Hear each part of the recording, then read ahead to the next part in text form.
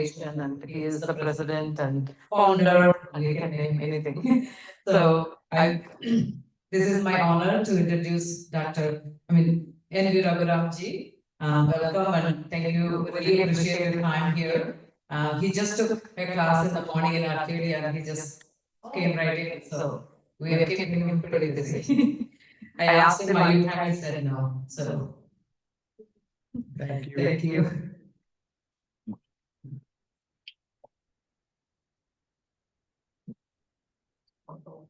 Namaste. Welcome all. VaYU student, that's very nice to know about it. One thing is learning about yoga. Second thing is learning to teach yoga to the others. That's a very important thing. So, but actually, I should say this VaYU yoga instructor course is like a base course to go further in the learning of yoga, because so much of knowledge is there in the field of yoga. Take this as something like the beginning course, beginner's course. So keep your mind open for the yoga ideas to see that how much more that we can absorb in the lifetime. So that's why this VaYU course is very important. And it's my pleasure to share a few ideas with you.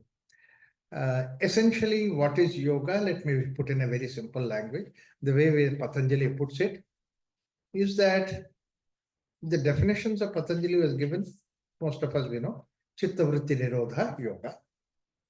Yoga Chitta Vritti Nirodha is a basic definition. What happens when the Chitta Vritti Nirodha takes place? Tatha Drashtuhu Swarupe Avasthanam. Vritti Sarupya Mitaratraha. These three sutras will give good picture. Vritti is taking us out. Sarupyam identifies us with itaratraha, outside. And vritti nirodha is yoga. That means vritti not being there is what is yoga. And what happens? You are in yourself. Now these three sutras we clearly understand. That means the world is there outside. The whole lot of world is there outside. And you interact with the world outside, so that interaction is very important for us. Interaction, you need to go outside to the world. And interaction is also known as vritti, or also we use that vritti as occupation. You need to do the work outside. You can't sit down without doing work. So therefore, you have to do the work. Vritti is there outside.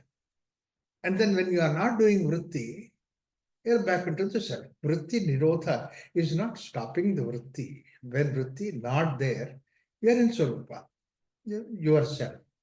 What is that vritti nirodha when vritti not is happening? Is when you are sleeping. Very simple idea, when you are sleeping. Vritti is not happening. I'm giving lecture, people are there in the lecture. Somebody said, your lectures are very nice because, we can fall asleep in your lecture. So vritti is being in the world outside. Swarupa, when we are in the self.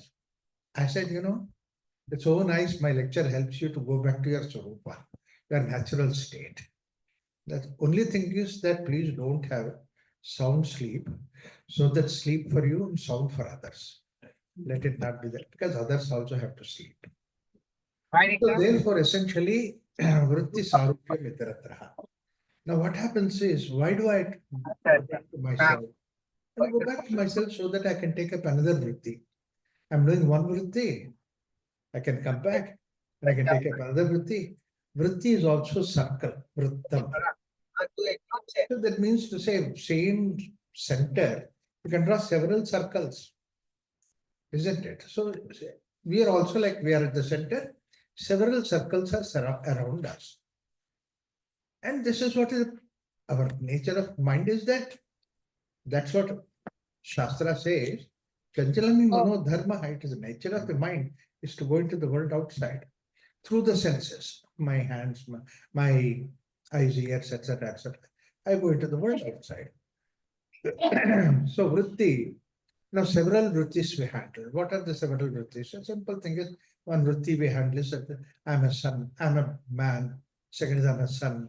Third is I'm also a father if my father is My son is there, I'm a father. But wife is there, therefore I'm also a husband. Apart from that, I work outside as, say, either engineer or whatever it is. So that means there's several vrittis I had.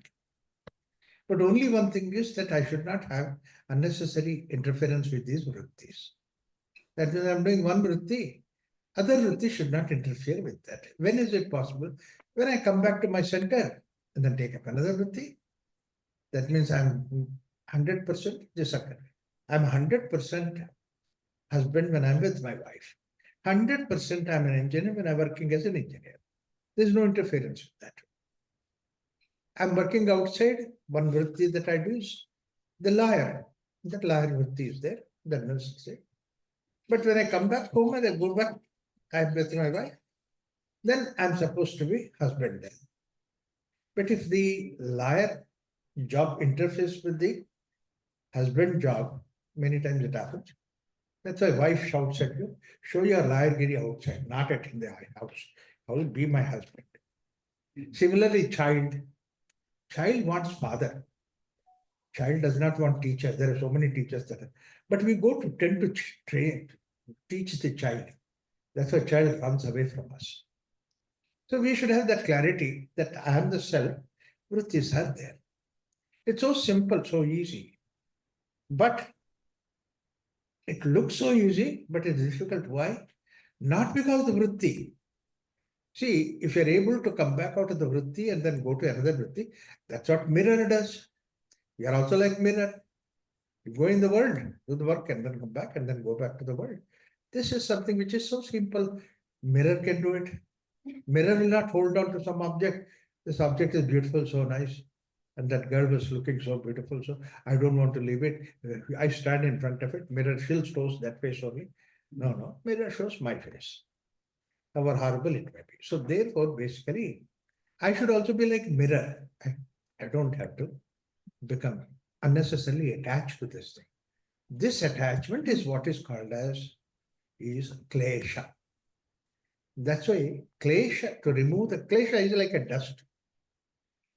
Remove the dust so that what happens, mirror clearly projects whatever object is there. So the whole idea of yoga is to see that I can remove this klesha, that means the dust that is sitting on me, so that I'm pure, I'm clear, I'm normal. So this is the whole idea of why we need to consciously do yoga, is to remove this klesha. And klesha can be at various levels. My body has a klesha, prana has a klesha, mind has klesha. So asanas are essentially to see that this klesha is removed from the body. Klesha means what? I'm unnecessarily holding it, tightness. So tightness removing is what is asanas. Similarly, prana level, there's irregularity in the prana. Remove that. I talk to somebody shouts at me, and my prana is in a very agitated state. They say, hey, you come to the class, be peaceful, don't be agitated. But no, it's not so easy. So the klesha is there. So making the prana free from all those irregularities is pranayama technique to remove the klesha. Similarly, mind level, whatever interaction there, that is still lingering on my mind. Is there a way that I can take out all those things, calm down the mind, so that I can leave the mind behind and then go deep inside? There's another idea is that I am the consciousness behind it. I am the consciousness working through all these structures, body, prana, mind. Like for example, my hand itself is dead. There is no life in that. But now consciousness is working in the hand, very lively it looks like. If my mouth is working, because the consciousness is there behind it. If the consciousness is not there, I will not be speaking. So what is that you are interacting with is the consciousness. I am the consciousness and you are interacting with the consciousness. So, but what happens is that I identify myself with the body, identify myself with the prana and all those things. A child is somebody who doesn't have identification with the body. He comes to the body level only when it is absolutely necessary. Hungry, he comes to the body level. Give the food, again he gets out of the body level. He doesn't have any attachment with the body. He'll be just happily playing around. Animals also like that. The hungry, they come to the food. Otherwise, leave the food aside. Simple thing. So, but we hold on to that body. we hold on to the prana. So these are the things. So getting out of this idea of getting caught up at the prana level, body level, is what is the purpose of asana. Asana is not to fix you at the body level. Asana is to remove whatever the fixations that are there in the body level, to see that you're freed from that. You'll be free from that. That's a very simple idea. But considering that I'm only the physical body is actually underrating myself. I have such a deep faculty within me. I'm mind, I'm intellect, all these things are there. How can I consider that I'm supposed to be just simply body? And I do anything is for the sake of only body. Asana, morning to night, I practice this asana, that asana. I can go on multiplying the number of asanas. Actually, by multiplying the number of asanas, I'm fixing myself at the body level. People say that 3 hours I do asanas. My God, why do you have to do 3 hours of asana? Why don't you go peaceful? Do shavasana 3 hours, I agree. But asanas and getting fixed at the body level is something which is unnecessary. And more complicated postures is advanced yoga. And leaving the body is advanced yoga. People think complicated posture is advanced yoga. Yoga is a peace of mind. Chittavritti nirodha. But then people forget that definition and they feel about, doing number of physical postures is complicated postures is advanced asana. Once in Houston, somebody came to me and he said, Raghuramji, I practice 1 hour Shirshasana every day. Is it okay? How can I say it's okay? 1 hour Shirshasana he's doing, but he wants my approval. At least he's doing Shirshasana. So I thought I will tell him okay, because yoga means peace of mind. Therefore, I said, okay, you do 1 hour Shirshasana so that 1 hour your wife will have peace of mind. Somebody will do yoga, somebody will get the peace of mind. Why 1 hour? Ask your wife. If she wants you to be on your head for 3-4 hours, continue. Because if that body is not useful for any better purpose, let it carry weight of the body. That head is not useful for any better purpose, let it carry the weight of the body. Wrong notions, all these things. Unfortunately, many yoga teachers get stuck up at the asana level. Then prana level, mind level.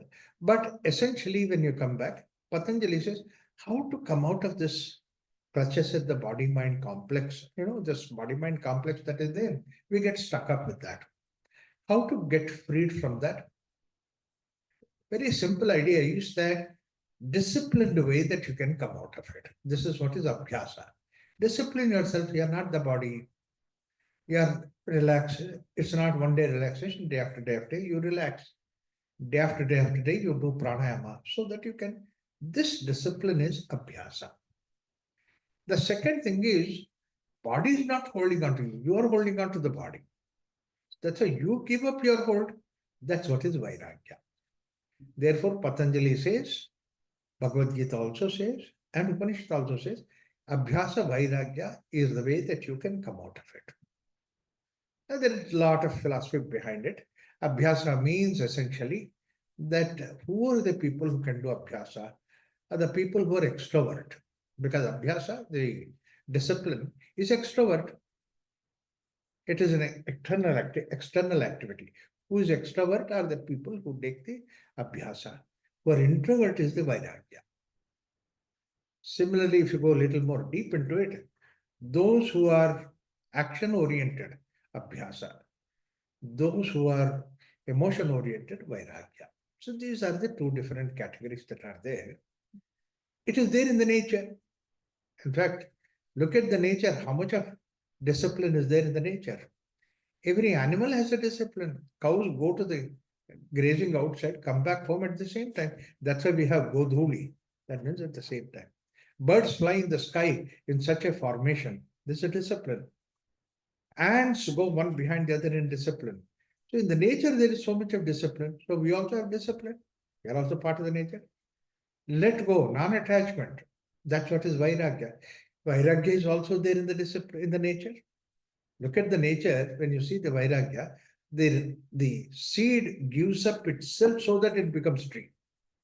Giving up its own nature, it becomes the tree. That is Vairagya. Similarly, the fruit, when the fruit becomes ripe, the plant leaves the fruit, Vairagya. So discipline is also there in the nature. Vairagya is also in the nature. Very simple thing. You keep a step stable and all those things. Keep your foot on that. And once it's stable, you stand on that. But you come up to the next step. And once you find the next step, you leave this previous step. If you don't leave that, you can't go forward. So Vairagya helps you to grow ahead. And that we always do it. So every Vairagya should take you to a higher level. It's not to go down, to go to a higher level. So Annamaya Kosha level, that means physical body level, I let go so that I can go to the deeper level, prana. I get rid of at the prana level, let go the prana, so that I can go to deeper level, mind. That's what Patanjali says. Asana, next is pranayama, next step is dharana, dhyana, samadhi. So that means it's a progressively towards inward, like the way upward is there, inward is there. These are the things that is there. Now, this you can do either by discipline in the day-to-day life, in the body-mind complex is there. That's what is Raja Yoga. And who does the Raja Yoga? I do it. So therefore, the most important tool for doing Raja Yoga is awareness. With awareness you practice. It's a very important tool. In fact, you want to do the yoga postures, the teacher will say that bend back, inhale, bend forward, exhale. The teacher only gives instructions, but who has to follow it? You have to do it. Inhale, you have to do it. Teacher cannot do for your sake. You can't say to the teacher, okay, you inhale and exhale, I do the posture. No, you can't do that. You have to do that. In order to do that, you need awareness. So there is no question of doing yoga without awareness. Physical exercise you can do without awareness. Like, for example, you go to the gym. Gym, you can do all the exercise, treadmill is there, walking is there, this is there and all. It doesn't require your awareness. You switch on the TV in front of the or the sound that's going on in your ear, forget about it. And then that you do it, and then they count, it shows that how many calories you spent, how many, etc., etc. So that's physical exercise. Asana, you cannot do that. Your presence is necessary, awareness is necessary. The studies have shown such a beautiful thing, that is, normally our awareness is about 6 to 8% degree of awareness. We don't have more than that. That means to say 90% of our activity is robotically done. You are not there. Only about 5 to 8% is you are there. Somehow, fortunately, that we are able to do it. Once one medical doctor, she was in some East Coast, driving me for the yoga center. He came running from the office, drove me to the yoga center. She said, Raghu, we have to go to the yoga center. I don't have any time. Only time that I have is while driving, we can talk. Bolo, Bangalore, how is everybody? How is this? How is that? How is that? She was talking to me. And she was driving, I was going. Half an hour, she said, oh, where have we come? I said, you are the driver, you are sitting. You tell me where we have come.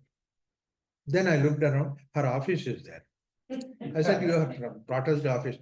Diagonally opposite is the yoga center. Why did you bring me here? She said, no, car brought us. How robotic it is. So our degree of awareness is 5 to 8%. Whereas when you do yoga, inhale, you have to do the inhalation. Exhale, you have to do the exhalation. Relax your toe muscles. Who has to do the relaxation? You have to do it. So therefore, essentially, when you do yoga, your degree of awareness is about 50 to 70%. So that means normal course of time, whatever that is to be 8 to 10%. When you do yoga, it becomes 50 to 70%. Even if you practice 1 hour yoga every day, that 1 hour you are practicing 70, 80% of awareness, which means on an average, daily activity will become about 20, 25, 30% of awareness. Such a huge gain, extraordinary gain. That's why we say do 1 hour yoga, rest of the day will be taken care of by that, whatever that 1 hour that you do yoga. In what way does it take care of it? It takes care of by the degree of awareness that you are. Once your awareness is there, you won't get angry. Many times you say, yeah, I didn't want to shout at you, but what can I do? The moment I see your face, I shout at you. See? That means basically awareness is not there. Yeah, I didn't want to eat so much food, but food is so nice, therefore I overate. Lack of awareness. Any activity is lack of awareness. Awareness is a big tool. That's what is in Abhyasa, in the discipline, most important tool is our awareness. Now, the second thing is that this is a specific practices, Raja Yoga. But general days activity, this is general days activity is Karma Yoga. And what is Karma Yoga? Is essentially that there are two essential aspects. Every karma has two important activity, important components. One component is activity per se. That means you have to walk, you have to walk. You have to drive, you have to drive. This is one part of the activity. The second most important part of the activity is your attitude. What is the attitude that you have behind an activity is in your hands. Activity is not in your hands, but attitude is in your hands.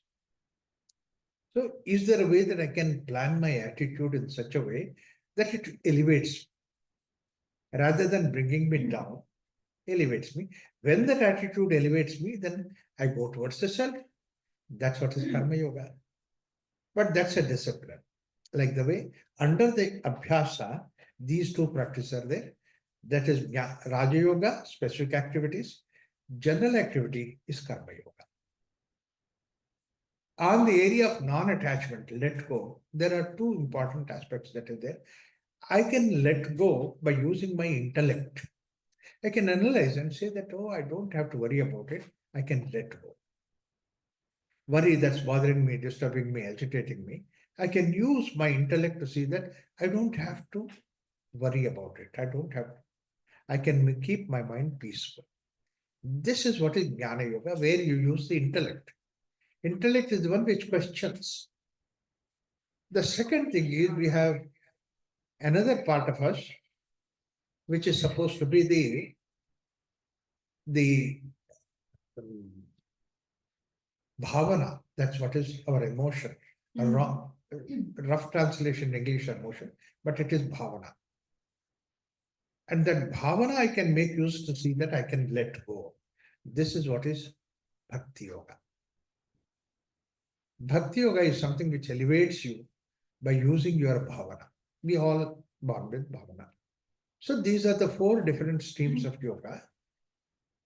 Raja Yoga and Karma Yoga under the category of Abhyasa. Jnana Yoga and Bhakti Yoga under the category of Vairagya. Now, Vairagya does not mean running away, actually. Wrongly said. But actually, Vitaraga iti Vairagya. Raga leaving me. That means my unnecessarily clinging on to. That leaves me. I don't cling on to anymore. That's what is Vairagya. So I can leave myself, I can leave that clinging on to. I can leave it, I can be free from that. That's what is essentially the Jnana Yoga aspect, Bhakti Yoga aspect of it. Let me talk about Bhakti Yoga. So because now the topic is Bhakti Yoga, let me start with Bhakti Yoga. See, before I go to Bhakti Yoga, all other yogas are self-oriented, that is self-development, self-growth. Bhakti Yoga alone, people put in terms of God. It's not God, it's also self. Elevating the self is what is Bhakti Yoga. But elevating self in such a way that you perceive not the world outside, but the God. Your bhakti makes you to see God. That's why. And what is that which is bhakti? It makes you to see God. A very simple thing which can really elevate your perception, the world outside. A faculty that's there within you, which can help you to elevate the world outside, is your love, prema. And we're all born with prema. So therefore, what happens is that when you enrich this prema, parama prema, That is what is bhakti. Bhakti, often people translate your love for God. It's not love for God, but your love that is there, which naturally there. Can you enhance it? Can you enrich it? Can you make it so enriched that you can see the divinity outside? This is what is bhakti yoga. Often people translate in terms of God. Your love for God is bhakti. The moment that, and actually the definition is not like that. Narada says, Parama Prema Rupaha Bhakti. That means supreme love is what is bhakti. The point there, emphasis is love, not God. But some books put the in parenthesis, love for God is bhakti. But God word is not there in the original scriptures. But love is there. So, enriched love is bhakti. Ennobled love is bhakti. Now, first of all, we should know why he talks about love. Because love is you are born with. Even before the intellect takes birth, you are already with the prema. Look at the children. Third day, fourth day, the child grows. Fourth or fifth day, moment looks at your face, the child smiles. Why the child smiles? Out of love. Another human being is there, another person, smiles. And you extend your hand, child comes to your hand. So much. Natural for the child. Intellect comes much later. Child does not have intellect. Intellect comes to the child when the child grows to 3 to 4 years. That's why when the way intellect functions is questioning. Question. That's why 3 to 4 years child starts questioning. Go and take shower. Why? Till yesterday you never questioned me. Today you are questioning. Because today I don't have my intellect. My intellect is their question. For everything you are questioning. That's what is the way intellect functions. Go and take shower. Why? Because we have to go to the shopping. Why? There's no milk in the house. Why? You see, you say anything. Why? And you get fed up. You say, go and do what I said. Don't question. Child wonders. Because basically, what is the problem there is, child developed intellect, so questioning is important for the child. Mother takes question seriously. Child questioning is important. Mother takes question seriously. Therefore, mother tries to give accurate answer. But you try any other answer, it's okay. Ask child, why? Why take shower? Why? Because sun rises in the east. Sun rises in the east has nothing to do with this, but then you give an answer. Child is okay with that. So therefore, essentially, intellect comes 3 or 4 year old, whereas emotion you are born with. Not only you have emotions, even the dog has emotion. You see, look at your dog. What's the intellect dog has? Nothing compared to you. But look at the amount of emotion the dog has. Oh, misses you. Cat. In fact, I was coming from San Francisco, from Bay Area, and I was just packing my luggage. It's a very small little bag, and they were packing it. The cat somehow noticed that I'm packing my luggage. And the emotion is so much, love for me is so much. The cat went to the front door, hanging onto the front door so that nobody opened the front door for me. Love. They love you. In fact, we have 2 dogs now. Gone. Our dog's love is something extraordinary. Because normal dog wags the tail. Huh? Our dog, tail wags the dog. So powerful. Mullah Siddin took his dog to the vet and said, cut off the tail of the dog. The doctor said, vet said, why do you want me to cut off the tail of the dog? It's so beautiful, it is so looking so nice and all that. Your variety of dogs do have tails. No, I want to cut off the tail. Why? No, is there any danger to the no life? There is no danger to the life, you can cut off. But as a dog, I must know. Why do you want me to cut off the tail of the dog? Mullah said, it's a secret between you and me. Don't tell anybody. What is that? Next month, my mother-in-law is planning to come home. I want to remove all the welcome signs in the house of the dog tail rats. So dog wags the tail for you and also your mother-in-law. That means to say love is unconditional. Not only animals love you, but even plants love you. You know, everywhere I see don't touch the plants, don't touch the flowers and all that. In Hyderabad, I have a friend of mine whose garden is there. There, he plays several places, simple board saying that, please touch my plant, they love your touch. Such a wonderful way that he put it. Now, looking at that signboard, everybody rushes to that garden, hugs the plant, kisses the plant, waters the plant, wash the leaves. They do all those things because what you love, you can't destroy. Now, nobody plucks the flower. They enjoy the flower on the plant. You see, what a simple trick. Love is, even the plants love you. This is what the Shastras say. The same word for love and life. Wherever there is life, there is love. Pranaspandana is life. Hridayaspandana is love. So, just because that we are breathing, Pranaspandana is going on, we are born with that love. Nobody need to give us love. We are love ourselves. Like the way sun's natural ability is to shine, our natural ability is to throw love. That's what is our natural state. But we missed it. We forgot it. We have misunderstood it. Look at this way, how we have misunderstood. When, whenever you are in the state of love, things look wonderful. Like springs. Everything is like festivity. You enjoy that, isn't it? But then the way that people say that he fell in love, she fell in love, they fall in love. Nobody falls, everybody rises in love. That itself will show that how much ignorant that we are about love. So therefore, what Narada says, understand what love is. Then you can see how to enrich it, ennoble it. Because first of all, you should know what is the best thing about the love. What are the essential features of the love? The moment that when you are in the state of love, Amrita Swarupacha, that means to say, you are living, you are one with the life. You see, Mrita is death. Amrita is that which does not die, which has no property to die. What has a property to die, dies. But what does not have the property to die is that which is alive. The consciousness is something which can never die.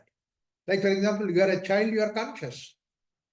You are a young adult, you are conscious. Adolescent, you are conscious. Adult, you are conscious. That means that consciousness is a common factor which does not undergo change. Your body undergoes change. Prana undergoes change.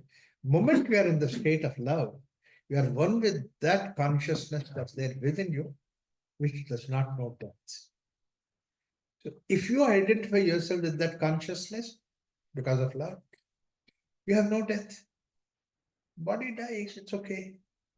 Comes and goes. So Amrita Swarupa, Cheladvapaman Trupto Bhavati, Stabdo Bhavati, Atmaramo Bhavati, Jnatva Matto Bhavati, etc. He gives all the details about love. If I keep on talking about it, then all the time is spent on that, But what happens when you are in the state of, you are so satisfied, trupto bhavati. You see, when somebody who you love, you have suddenly come across, everything is fine, nice.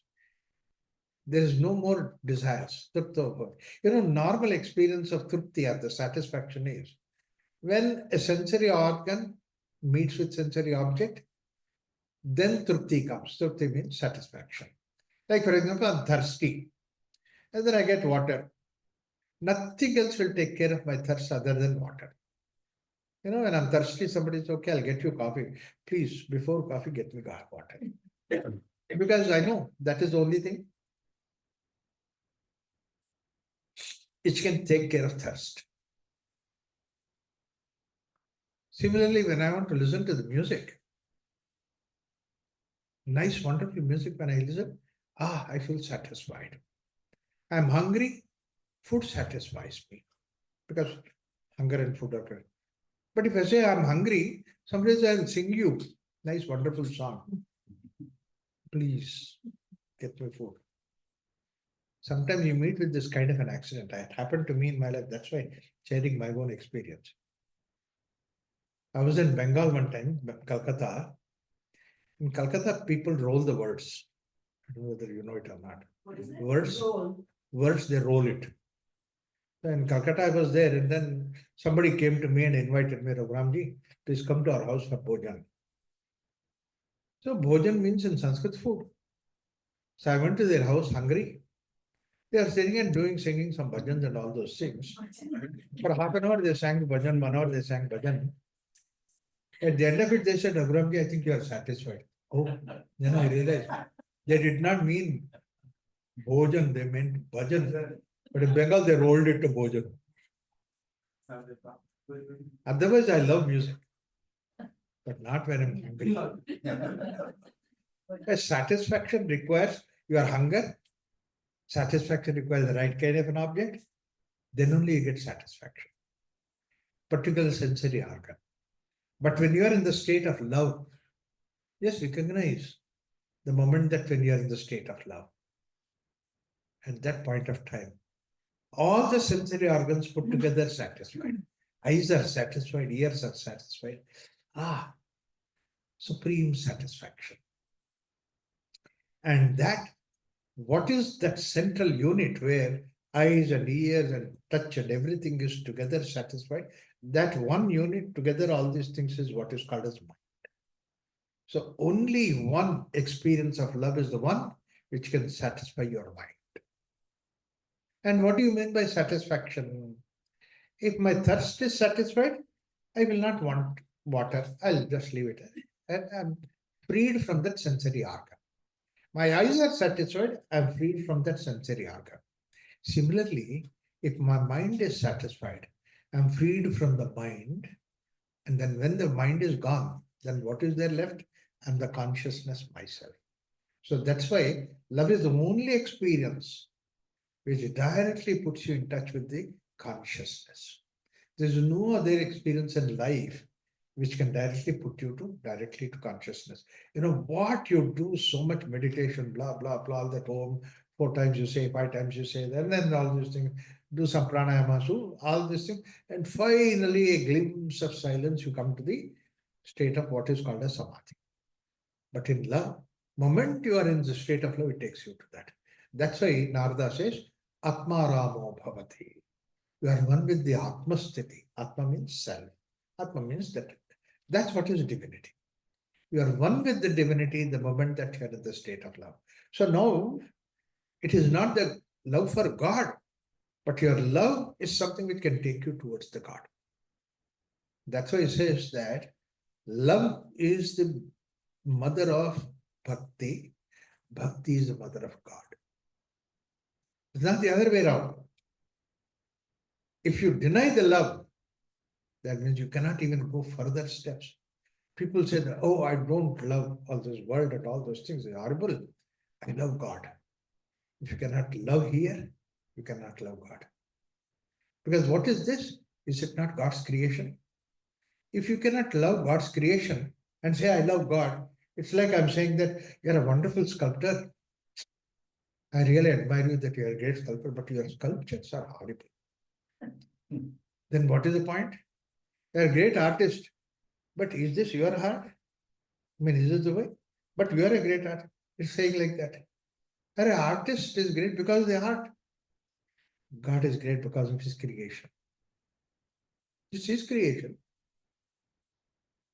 And if I'm not able to see God, it's not God's fault, it's my fault. Can I see that? What is that which can make me to see the divinity in this world? One only chemistry that can see you, God in this creation, is your love. Apply the love, things look wonderful. The boundaries go away the moment we're in the state of love. When you are practicing, when you are in the state of love, moment you are in the state of love, your boundaries drop. Boundaries are rigidities. I want this way, I don't want this way, this is okay, this is not okay. All these things are there. But the moment in the state, like for example, you go to the restaurant And you look at that menu card, these days, menu card is not menu card anymore, it's menu book. The number of items are like in the telephone directory. And you go up and down, top to bottom, bottom, top, and all that. The file, that fellow is eagerly waiting for you. He said, can you have this? There's no just thing, less spice in this, less oil in this. You have so many specifications around that item.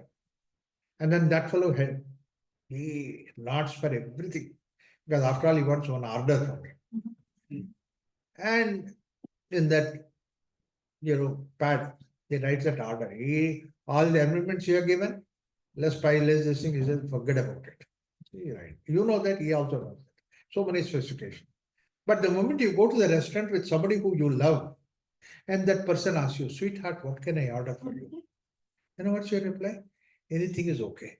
Array, what happened? All your specifications dissolve. Specifications are your ego. Ego dissolves. Anything is okay. Banana is okay. Banana peel is also okay. Not for us, it is Krishna.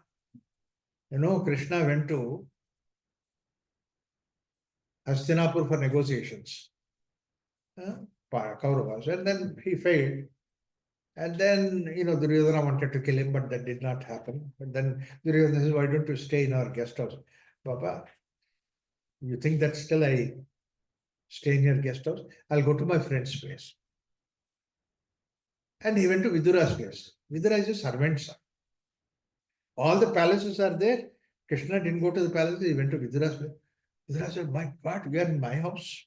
I'm really, I can't believe it. It's a dream. Baba, I'm really here. I'm hungry. Krishna is saying hungry. This fellow, he doesn't even hear that he's hungry. Meanwhile, Vidura's wife says, he's telling he's hungry. Come on, bring him inside. And then says, I'll make ready for the dinner. Meanwhile, give him this banana. She advances the plate of bananas in front of Vidura to give it to Krishna. And Vidura, ecstasy, he peels the banana, takes out the banana, gives the peel to Krishna. Krishna is happily eating. Wow. Banana is okay, banana peel is okay. That's what is the power of love. Love can make things very easy. Let me share my own experience in Prashanti. Our center, Prashanti, was way in the village. But nowadays, actually, city moved all the way up to village. That's it. But there's one book in the bus in the morning, one bus in the evening, going to the village, covering about 15, 20 villages. And you can imagine how much the crowd will be. Evening, those days I was working as an engineer, so evening I finished my work, rush to the bus stand, go to the house and then take fresh clothes and all that, come to the bus stand. And then the conductor would recognize, he is going to the ashram. Those days they call it as ashram. So you provide a nice seat for me and all that. I will sit down, respect for me. But then the villagers get into, rural buses.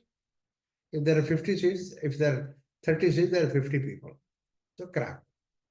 And then everybody comes inside. And somebody, a villager, who spent whole day in the city market selling his vegetables, he'll get into the bus, sits next to me.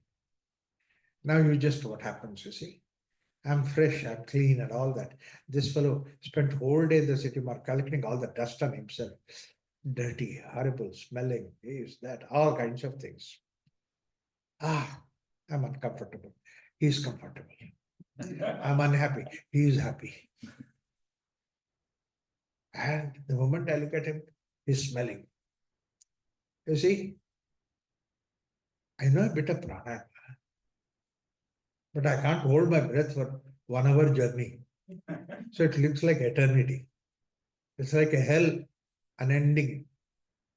So it is not one day. Every week is the same story. Then I started thinking that look at the way, the same bus we are traveling. He is happy, I'm unhappy. He is joyful, I'm not joyful. Why is this? Then I realized the simple reason for that.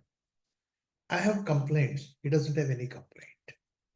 The number of complaints bring about unhappiness for me. More number of complaints, more number of... The more I look at him, this fellow is horrible, this fellow talks like this fellow is crude Kannada. The more I say, more unhappy I am. So, one thing which can help us to rise from the level of complaint to tolerate. is love. Love says, tolerate him. Don't complain. All right. He also has to travel bus by the same bus, so let him travel.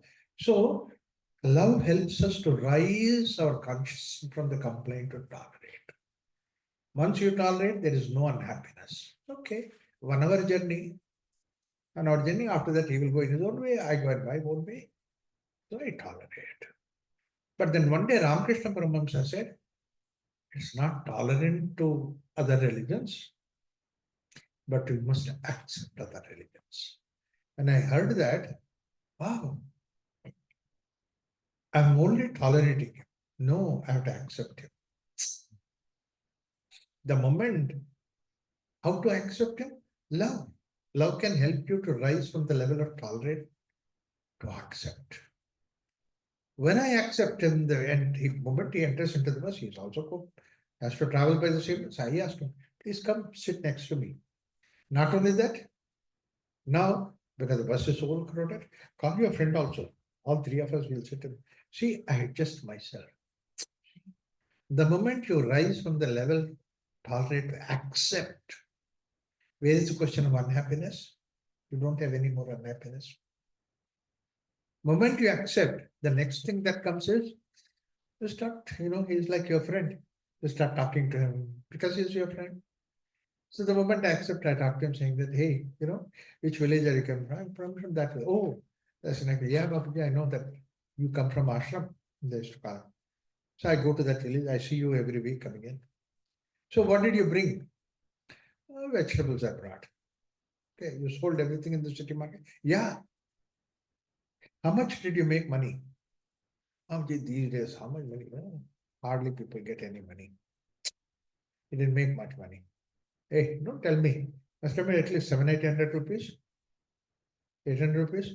No, I made 1,000 rupees. Now, easy. Now he feels happy. You are very rich. You have 1,000 rupees. I don't even have 100 rupees in my pocket. You are great. He feels very nice. Then I say, hey, no, don't put 1,000 rupees into drinks, okay? Give your wife 500 rupees. She'll manage. 300 rupees, she'll manage. I know. You keep for your drink 200 rupees and rest of it you give it to the wife. She has to manage it. Sir, 200 rupees is too lucky. Can you have 300 rupees? He's requesting me. I don't have any money, it is money. See, look at the innocence of the village people. Moment you start accepting it, then naturally your love makes you to rise from the level of acceptance to appreciate. You can appreciate a person the moment you accept it. See, complain to tolerate, to accept, to appreciate. When you have appreciation in your heart, the world is such a wonderful place. I love the world. But yoga says, don't stop at simple appreciation. Can you go one more step ahead out with the love? Love can take it. What is that? You can see the divinity. You can see in God.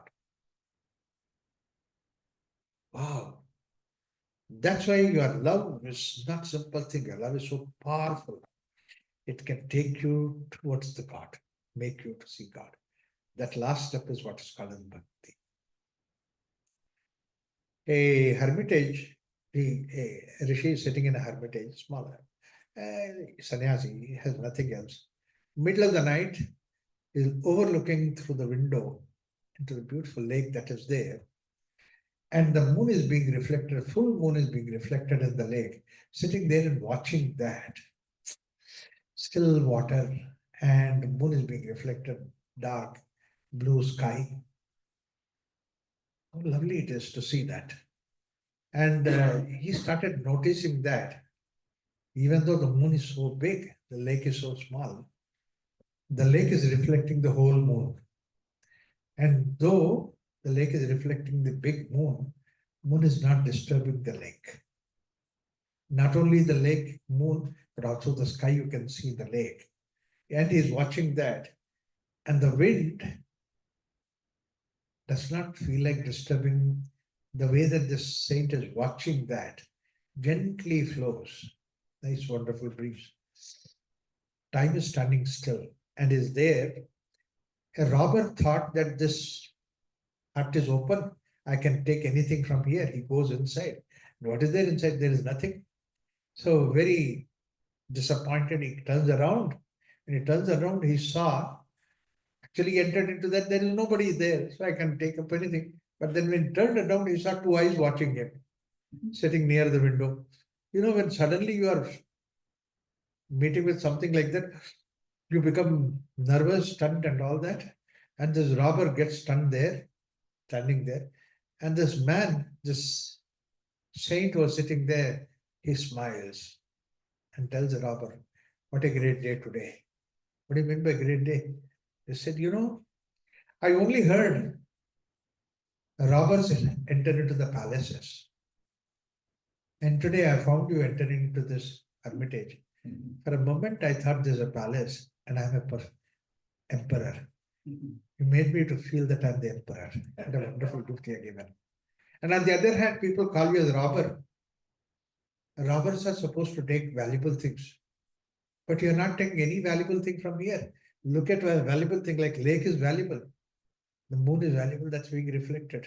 And the whole ambience is so valuable. You're leaving this behind. How can I call you a robber? You gave me such a gift that I became an emperor. I call you a robber who are not doing any robbing of valuable things. I feel so bad. I can't give you anything.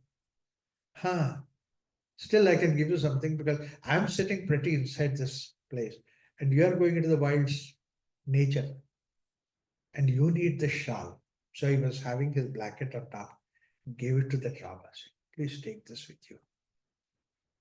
You can see the divinity. This is what your love can make you to do it. But what happens with this is that love is such a wonderful thing, but we don't understand it. First mistake that we do is that love is our own nature, like the way sun's nature is to shine. But we think somebody has to give me love. We are short of love. We are never short of love. We are overflowing love. But then we think he has to love me, they have to love me, all these things. So let us try to understand what love is. There are few things which are like the way that the sunlight, when you pass through the prism, it manifests in the form of different colors. The same way your love manifests in so many different ways when you pass through the prism of life. What is that? When somebody is suffering, the same love manifests as compassion. When a child is there, the same love manifests in the form of, in Sanskrit, we have a beautiful word called as Vatsalya. I don't know what you have special word in English. Same way that you have a brother, your love manifests like the love for the brother, love for the sister. How many different ways that it can manifest? Your teacher is there, it manifests in the form of the respect for the teacher, Shraddha. All these things are different forms of same love, depending upon different situations. And we all have that.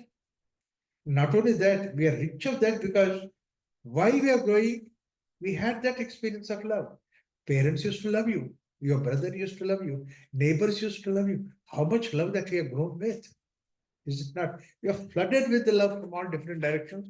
That's why somebody said, rest of the world, the child grows by vitamins and minerals. In India, a child grows by love. And so many different love. Love for brother, love for sister, love for this, love for that. So I was telling in China when I'm taking class like this that the love for child, sister, love for brother, brother loves you, sister loves you, so much of love from all those things, uncle loves you. Immediately my teacher stopped me saying that, Raghuramji, what you're saying they don't understand. I said, what do you mean by that? He said, in China, they have one child policy. Then the child does not have a brother or a sister or an uncle, aunt, nothing is there. Oh my God, what a corruption, what a corruption that has taken place, that they have taken away this relationship love from you. Behind all those things, friends love, that's what is basically the friendship. Sneha is totally supreme love. Supreme love. You know, like what is husband and wife, the relation is there. If they don't have friendship, parents and children, then naturally parents and children, there is a relationship. But if there is no sneha, it's an unfortunate thing. Same way with the boss and the subordinate, there is no sneha. But sneha makes everything. That love, this friendship makes everything. But we have misunderstood this friendship itself. How unfortunate it is. When we misunderstand it, then the same emotion states like love, compassion, all those, they become anger, hatred, jealousy. These are all the wrong emotions. Krishna says in Bhagavad Gita, one is called as Daivi Sampat, other is Asuri Sampat. Asuri means the devilish. What is the difference between them? Your same love is there. We are born with love, compassion, and all those things. In love, you give and get happiness. Therefore, you give it. That's what is natural experience. Somebody who you love, please take it. It's all right. It's okay. You can take it. You freely give it. And in giving that, you get happiness. But after a while, you say that, I gave you 1, 2, 3. What did you give me? Finish. That means you demand.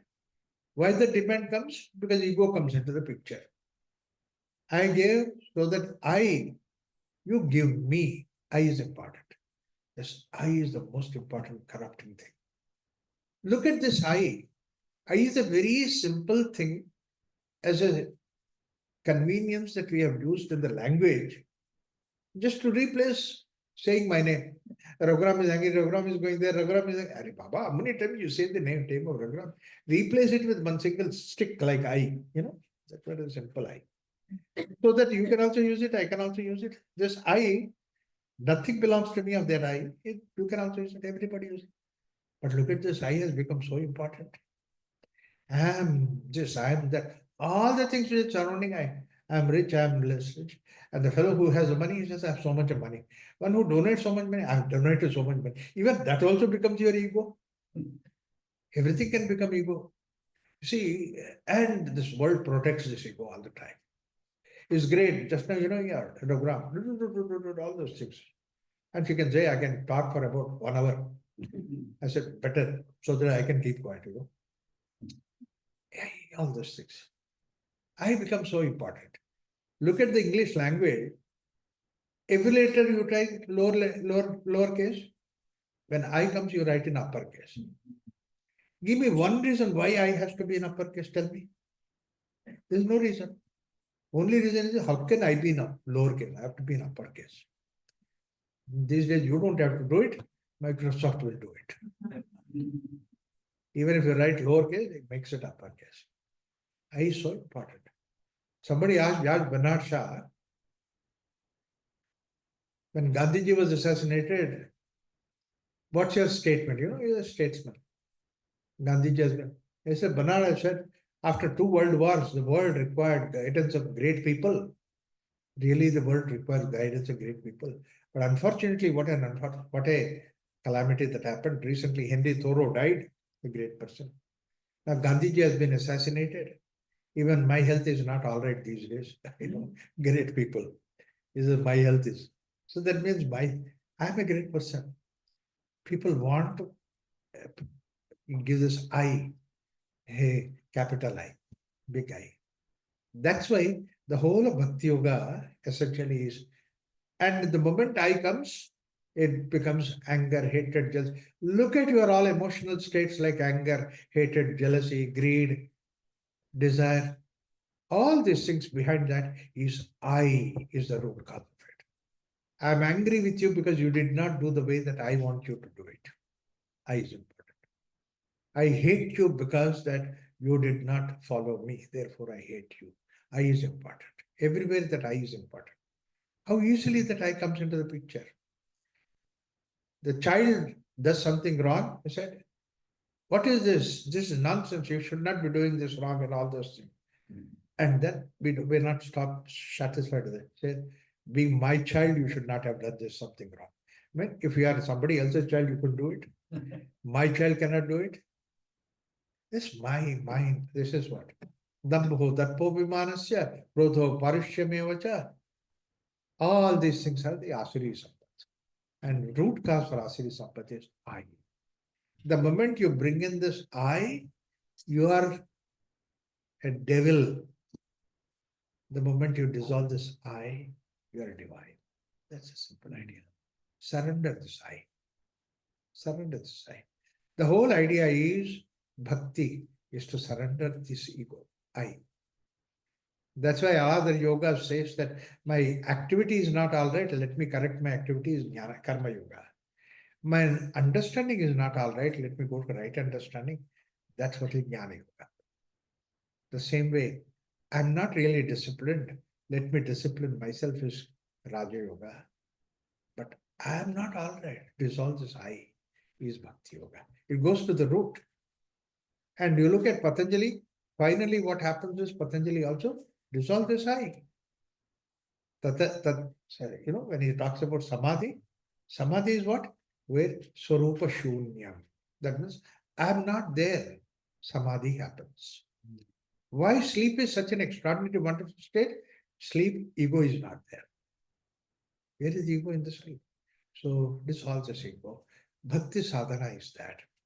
Now, bhajan is a place that means to say, I is made out of all this material world, rise above the material world.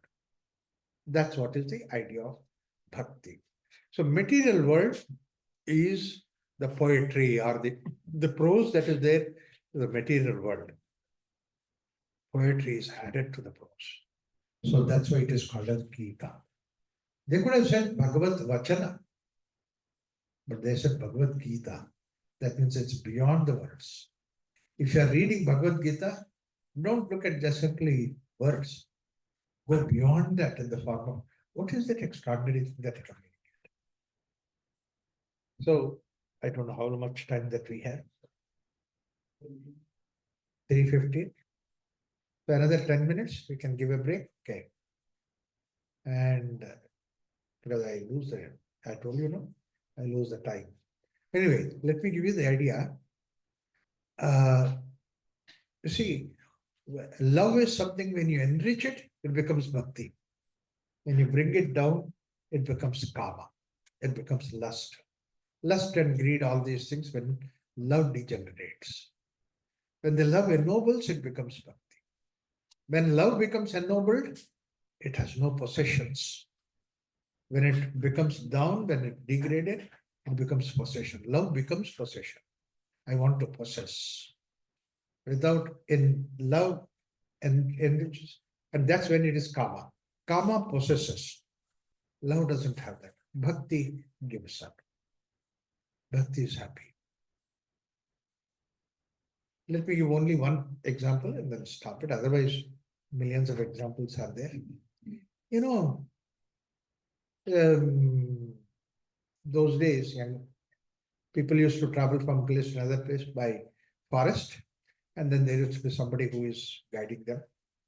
So the caravan was moving, and then the guide who was there, he was reporting, saying that, look, next place we are going to is Gokul.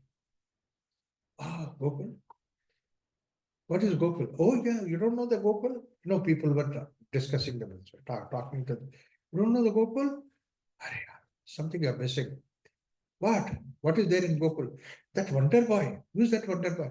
You know that Krishna is there in Gokul. Why is a wonder boy? Oh, he did this, he did that, he did that. Oh, all this. Well, all these discussions were going on. Naturally, people's enthusiasm. Can we see him? Immediately somebody says, you can't miss him. You can definitely. Where do I find him? He's on the streets. And all the boys are there. But everybody is there. How can you recognize? Oh, he's yellow robes, this, that. And he's a nice, wonderful diadem. And then Lutin is there. Wow, okay, so cute. So now with all those things, they're really passionate to see Krishna. And they're about to leave the forest and enter into the village. That time somebody looks to the back, hey, look at that place. One corner in the forest. Somebody is sitting. Yeah, a boy is sitting all alone. 7, 8-year-old boy. Who is that? And look at him, yellow robes and all those things. And oh, he must be Krishna. No, he's not Krishna, because Krishna was playing joyful festival and all that, sitting there seriously. He may not be Krishna. No, he may be Krishna only. Let's go to him. So they went near him. They found he is Krishna. And they said, hey, Krishna, what are you doing here? He said, I'm enjoying nature. So seriously. The way that he answered, no, he's not happy. He's angry. And angry children only say that, I'm enjoying nature. You're not enjoying nature. You're angry. Who said I'm angry? Let's not disturb him. You want to come with them? No, go ahead. Don't talk to me. Oh, children. Okay, anyway, we have seen Krishna. Let's go ahead. They went ahead. But this little girl, she is there behind, and everybody goes, and then she says, Hey Krishna, my name is Radha. Nice to meet you. I think, you're really angry, you're upset. I told you, that I'm not upset. Hey Krishna, it's not like that. See, when you're upset, you talk to your best friend, you feel relieved. I'm your best friend, talk to me. With children, when somebody says like that, Ganga, Jamuna, Saraswati, everything comes out. And then he says, you know what? I have not done anything wrong. Children always say that. They're always right. So I'm always right. I never did anything wrong. Particularly today, I did not do anything wrong. That means the other days he does wrong. You see? What happened? What happened? This friend came to me and said that he's hungry. I have to find out some solution on the other. What's wrong about it? Yeah, there's nothing wrong. Find a solution. What is that? What did you do? I know next door neighbor, that lady, she just took out butter and then kept it on the. I see that. So she has gone. And therefore I went to their house and then took out that butter thing. And some other children also came. Everybody together brought that down. I'm not done. It's because of them I've done it. What is wrong about? Yeah, you are not wrong. You are right. And then they are hungry, they have eaten. Did you also eat? No, I never ate. But they put a little in my mouth, that's a different thing. And then what happened? The lady comes. And everybody ran away. And I'm caught. And the lady catches me and said that, look, you do all this kind of thing. You are very bad. I say, all these things. Others have done. Blame comes unto me. And this lady, you know what? She said, we must go to your mother. I'll take you to your mother. She took me to my mother. Complaint about. These ladies, they just want to talk about me to my mother. And all the thing they can talk about is complain about. See, this is what it is. Yeah, what your mother did. Did she spank? No, she doesn't spank me. She's very nice. He still has a soft car. But then what did she do? She said, look, you go to every house and create all these problem with you. Don't go out anywhere. Stay in the house. She tied me to the stone and said, you don't come out, you stay in the house. And then she went away. My God, a young child like you, staying in the evening in the house, it's very bad, it's very horrible. So this your mother should not have done. Radha, you see, you understand, my mother doesn't understand. He became good friend of him. Then he says, but what did you do? Did you stay at home? No. Hero now. What have you done? I dug the whole stone and sitting in the forest. Then she saw the stone on which he's sitting. 20 people cannot lift the stone. And this fellow dragged it. My God, you brought the stone all alone? Yeah. You might have been bruised all over body? Yes. So shall I release you? No, don't release me. Be it I.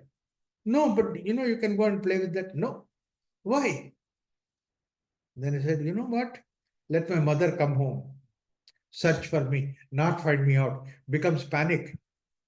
And goes around searching, and then finally let her come to the forest and come to me, fall at my feet, ask me pardon, then she can release me. This ego of the child. No, but I have to go. Yeah, you can go ahead. But I can't see you suffering. You say? And then Krishna smiles.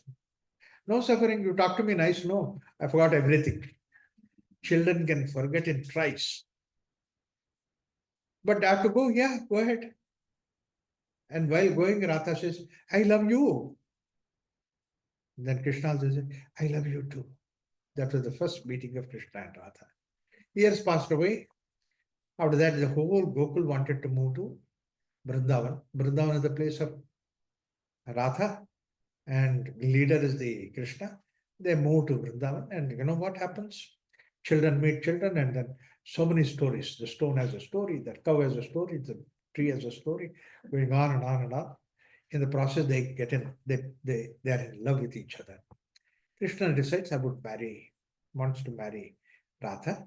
She wants to go and tell his parents. He wants to.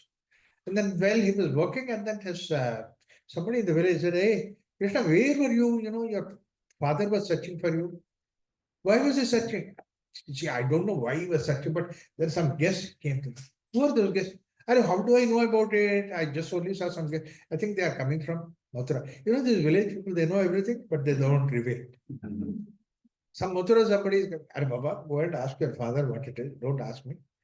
Anyway, Krishna goes there, and then Akrura is sitting there with his friend and says that from Mathura, from Kamsa's kingdom, they have come.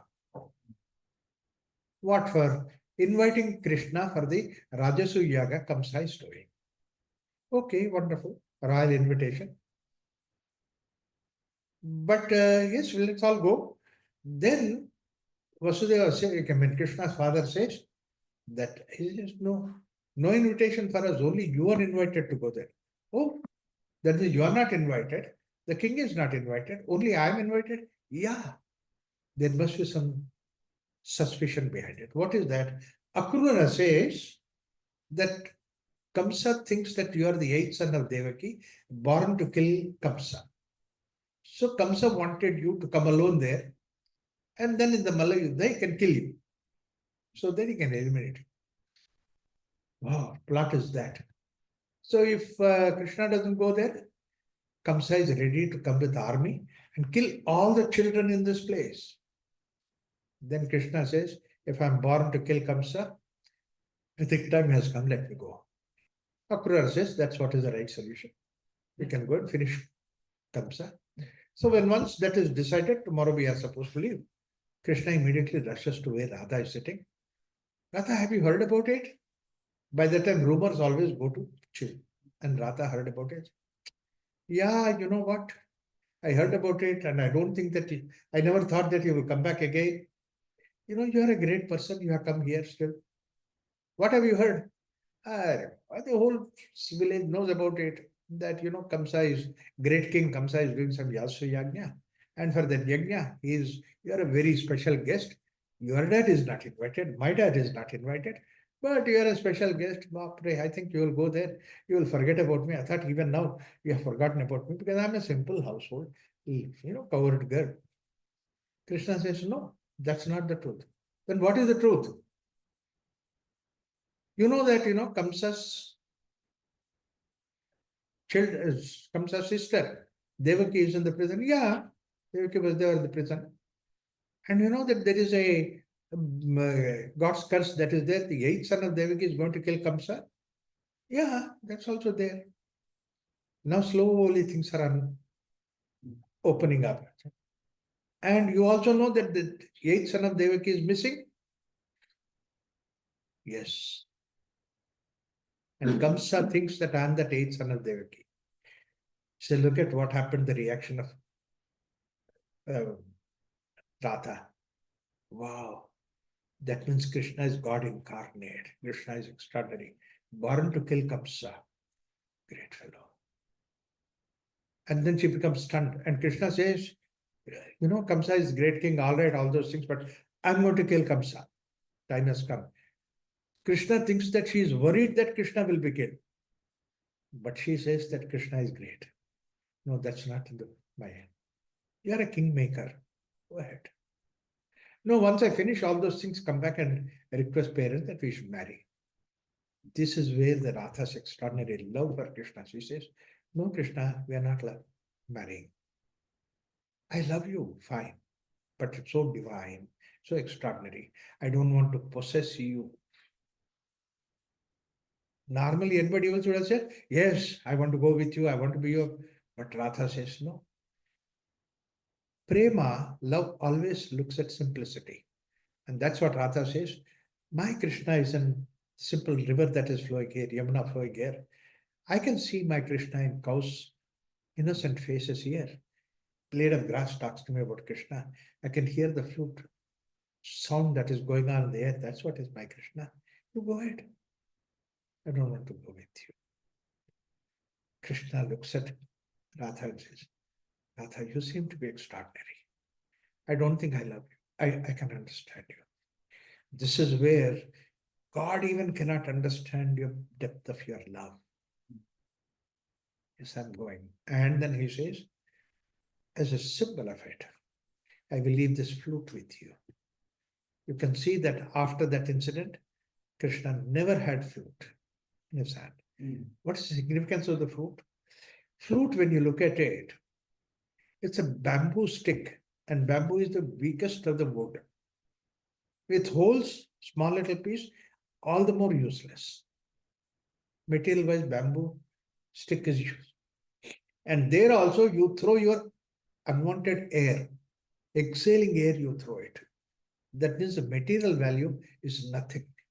But the melody that you get is something extraordinary.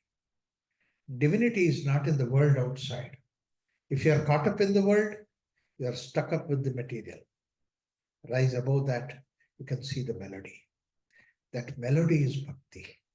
And that is where basically Annamaya, Pranamaya, Manomaya, Vijnana, Vaikoshas, you stop all these things. You become one with the divinity. That's what the purpose of Bhakti Yoga, idea of Bhakti Yoga.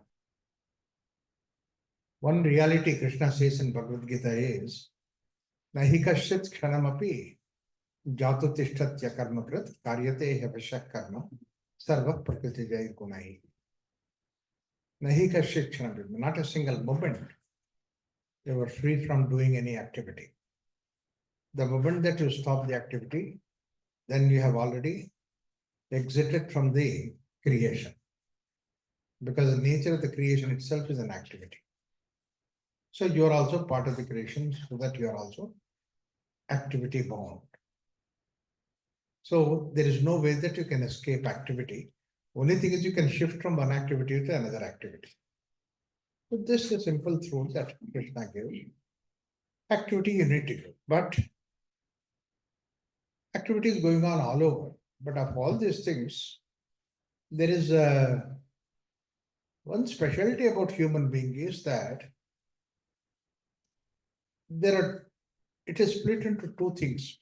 One is called as activity per se, and the other is the attitude behind the activity. Activity is not in your hands. Activity, Can I get some moment? no, you can just get activity is there in the world. So like, for example, you have to walk, you have to walk. You have to do something, you have to do something. In this program, you have to do it. You have to organize the thing. So activity per se is something which is there. It doesn't depend on you. Either you do the activity or you don't do this activity or do something else. But then activity you need to do it. But then behind that there is an attitude. Attitude is in your hands. That is freedom that you have. Like for example, there was one time in Bay Area, satsang was there, and we had a potluck dinner, something like that, and then people came with the dishes, and after the satsang is over, food is over and all that, people were just packing up the things. Ladies were doing all kinds of kitchen and all those things, and men were arranging the tables, furniture and all that. And then one little girl was there, 6-7-year-old girl. She came to the hostess and said, Auntie, I also want to do something. Give me something. Said, sit with Raghuram uncle and then just chit chat with him. That's all. No, I want to do something. You don't have to do anything. We're all doing it. We finish it. No, I still want to do something. Then that lady said, okay, take this mop and clean the teapot that is there. It's already very clean. But then this girl will have some activity to clean the teapot. You have to clean that. This girl came in front of me, teapot was there, and she was with that mop. She was cleaning the teapot, telling loud to herself, I don't know which janma I have done watch karma. Today I have to do this. Okay. You only wanted, but you are already complaining about the work. This is what difference between the activity and attitude. In Krishna, Bhagavad Gita says that, gives several hints how to change your attitude behind an activity. It's not to change the activity. Activity is the same. War is there, war is going to happen, everything is there. But Arjuna's problem was with attitude. So that need to be corrected. The whole of Bhagavad Gita, Krishna gives several hints how to change your attitude in an activity. When you take it that way, then you see that it can apply to our day-to-day life. So one very simple idea that Krishna gives is that you think that you are doing an activity, but activity is happening. You are doing there is very minimum. Let me give you a very simple example how that activity is minimum. In Sanskrit, we have two words. One is called as karma, and the other is kriya. Difference between the karma and kriya is that what happens. Karma is what you do it. That behind the karma, the doer is there, kartru is there. Kriya, there is no doer. Like, for example, that the wind blows, there is no doer behind it. Sun rises, there is no doer behind it. Like that, within you also, there is an activity where the doer is not there. How? Like you take the food, you select the food, you do all those things, and these days there's a lot of information about the food. All that you do in the cook, everything, and you put it in mouth and masticate it, and then you push it down the throat. Okay. Once you push it down the throat, there's an immigration officer sitting there at the throat. He said, "You have no entry. You have no entry. It goes by itself. No, I've got visa, no nothing. You have no pathway going there." But then look at what happens.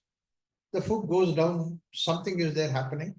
So much activity happens there, the food that goes inside.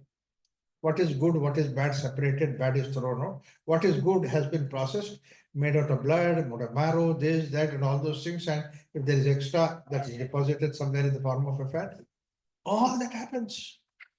It's not one time, 3 times a day, where you are not there. So when you look at that, amount of work that happens after the food goes down the throat is 99.9%. You're eating the food is only 0.1%, 0.01%. That means 99.9% of activity going on within you where you are not there. How can you say that I'm eating food? So there is no reason why you have to say I about it. If you look at that way, that any amount of activity that you are doing, also it is not activity per se, but it is the kriya, that means what happens. You are not doing it, it happens. Like the way food is done. Like I'm walking. You mean to say that you are walking? No. Legs have the strength, legs have the ability, art of walking, and then legs are walking, carrying this vehicle called as body, and you are sitting in this body. Like this is like a chariot, and you are sitting in the chariot, carrying you around. It says this is the truth. But you know how many of us we forget this truth and say, I am walking, I am doing this. Can you convert every kriya karma into kriya? Every activity is not an action by you, but it's an activity going on by itself. This is what Krishna said, very simple suggestion in Bhagavad Gita. You are seeing, you are watching, you are talking, you are this thing. Everything is that you are not doing, don't put I behind it. Say that it is happening. I has a problem. The moment I am doing it, then I have tension. Oh my God, I will be right or wrong, I'll be this or that. No, you are not there doing. It's happening. You have some intelligence. Like for example, I'm talking today. Gita has been written millions of years ago. People have given it, and then it went on and on. And then God has given me some instrument like brain. And then somebody gives talks and then enters into me. And that is something which is coming out. I'm not talking, talking is happening. If you can convert everything doing into happening, then really that you are not under stress at all. The doing becomes a celebration. Pashyan Shrunun Session Jigran, Ashnan Gachan Sopan Session, Paralpan Visujan Grunhan, Unmishan Nimishan Napi, Indriyani, Indriyartheshu Vartantaiti Bhavaya. They are just happening on their own. You are not doing anything. This is one simple attitude that frees you from the burden of the doership. The whole problem is being the doer.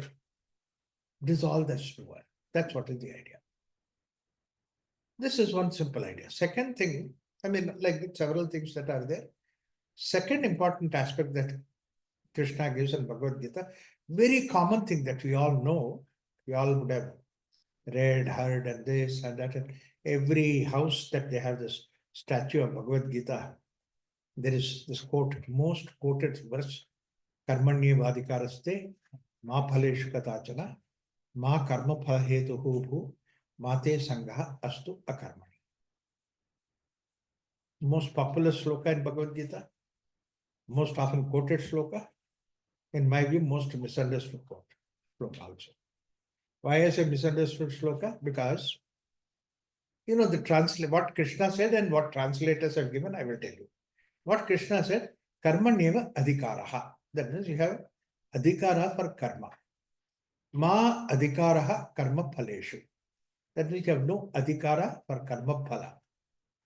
This is what Krishna said very clearly. And if you understand that, it is right. But the moment that it translated to English, the adhikara they translated into right. They said you have a right to do the activity. You have no right to ask for karma phala, the fruit of action. This is where I had an objection for that. Because if somebody says that you have a right to do the activity, but you have no right for fruit of action, either in the form of remuneration or in the form of result, you have no right for fruit of activity, then it is against the natural system where you do the work for the sake of remuneration. But Krishna says that you do the activity because you have right to do the activity, but you have no right for remuneration. You do not get anything back, nor there is no question of fruit at all. There is a, why am I doing this activity? There seems to be something wrong. I also did not agree with that, but any number of translations I see, they all translated that you have right to do the activity, no right for fruit of action. It didn't match with me. Then I started thinking about it. Why did he say karmanyeva adhikara? That means actually what he said, you have a adhikara to do the activity. He did not say right. We have translated into right. Why did we translate adhikara as right? Because a British author by name Moyer William, who has written the dictionary, he wrote it as adhikara as right. So we have accepted it. But that itself is wrong. How do I say that it is wrong? You look into the other Indian texts where the text referred to as adhikara. You have umpteen number of texts where he has given the adhikara.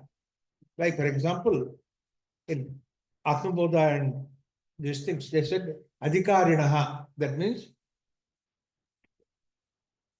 who are the adhikaris to read this text? To read the text of Atmabodha or Tattvabodha, the Prakarana. Who are the adhikaris? You get the idea. Adhikari is somebody who has learned this thing, sadhana shak sampatti, has done meditation, he has done all those things, 1, 2, 3, 4. Then he is an adhikari for reading this text. Similarly, Prashna Upanishad, the student goes and then teach me something. I said, first of all, are you adhikari? If not, you do these things. And then 1, 2, 3, 4 conditions he gives, which basically means adhikari seem to be eligibility. Adhikara means eligibility, not definitely right. And now, the moment you translate adhikara as eligibility, then it matches. Today's world, anytime, even at that time, the adhikara means the eligibility matches with that, because Arjuna is standing there, Krishna says, Karmaneva adhikara, that means You are the chief of the army. You have learned so much of archery and you have experienced all those things. You have experienced war. So therefore, you have an adhikara for fighting the war. So karmaneva adhikara is eligibility. Now, along with that eligibility, if you look into Indian text, they said adhikara means eligibility and responsibility. This is a very important aspect of it. What is the responsibility? For you to become a teacher, for you to become a warrior, how many people have put so much of investment on you? Drona has put investment, and then this fellow, that fellow, everybody taught you so that you become a warrior. All those people invested on you. Therefore, don't you have responsibility to give it back? The society made us what we are. Your small little piece of money that you give it in the form of a fees is not making you doctor or engineer. How many people have contributed to start an engine college and run it and all those things? Tons of money made you an engineer or a doctor. So your education, 90% is the state or whatever it is system, and the knowledge itself has provided, invested to make you what you are. So you have to give back to the society. Therefore, it is not just only eligibility, but you have a responsibility. This is clearly said in the Indian scriptures again and again. Everybody, so that, today also that, Heraclitus oath that we say, medical doctors, just because that they become medical doctors, they have to take an oath that whenever there is a patient, they have to treat them. It is a responsibility.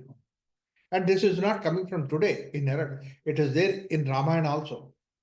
It so happened that Lakshmana is almost dead, and Rama is panicked because Lakshmana died. And immediately Hanuman jumps in there, says, Rama, Lakshmana did not die. The life is there. Best of the physicians will bring him back to life. And if the physician is in the enemy's camp, I will go and get him because they were in Lanka. So I will bring him. And then he runs into Norelia in Sri Lanka and brings us Sushena. Sushena is the physician. Brings him to the war. And then Sushena looks at Lakshmana and said, oh, my king's enemy's brother he is, so I don't want to treat him. And then Hanuman says, hey, here there is no king, no enemy, nothing like that. He is a patient, you are a doctor, you treat him. This is adhikara. That means responsibility. And that fellow is smart. He says, okay, Sushena says, get me the medicine which is the other part of the world. That's on the top of the Himalayas. Hanuman says, you want medicine? I'll get you the hillock. He brings the whole hillock. He says, come and treat him. See, that means, responsibility is not right. Similarly, Mahabharata, there are so many places where the responsibility is given. Like, Indraprastha, that's what is Yudhishthira created. After Yudhishthira created Indraprastha and then the Rajasuya Yaga is supposed to take place, at that time, Narada comes there. And there is a dialogue that goes on between Narada and the Yudhishthira. And Narada asks Yudhishthira, have you taken care of 1, 2, 3, 4, 5, 6 like that?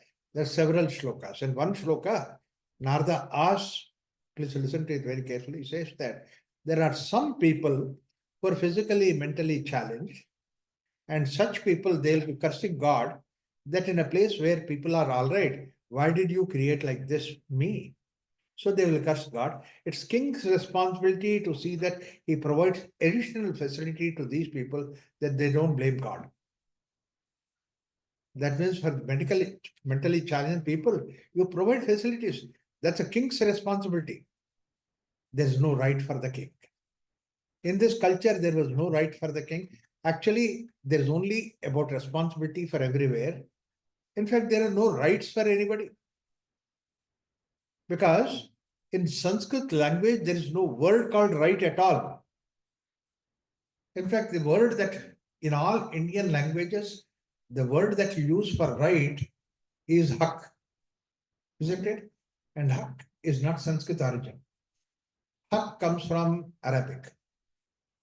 That means in this culture, the word hak came only after the Muslims' invasion. Before that, for 10,000 years in this culture, we didn't have a hak.